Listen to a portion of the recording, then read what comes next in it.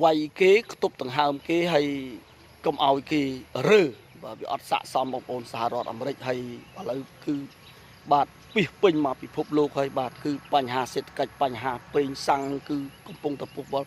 បាទនាំនេះខ្ទប់ដង្ហើមអាមេរិកសេដ្ឋកិច្ចអាមេរិកខ្ទប់ដង្ហើមបាទ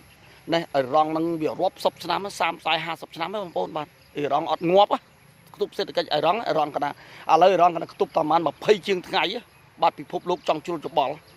ណាធ្វើបាបគេអាមេរិកធ្វើបាបគេរាប់សិបឆ្នាំហ្មងណាហើយនេះអ៊ីរ៉ង់គ្រាន់តែដាក់តែប្រេងមួយមុខណា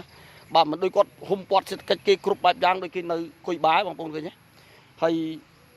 ឥឡូវយើងមើលឃើញថាបាទប្រទេសថៃគាត់ថានៅតែបកករឿងជាមួយខ្មែរនៅតែឈ្លានពានខ្មែរយើងបងប្អូនកិច្ចអត់ផុតទេ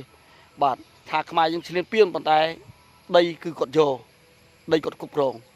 បាទថាខ្មែរយើងបកករឿងគាត់បកករឿងគ្រប់បែបយ៉ាងទាំងអស់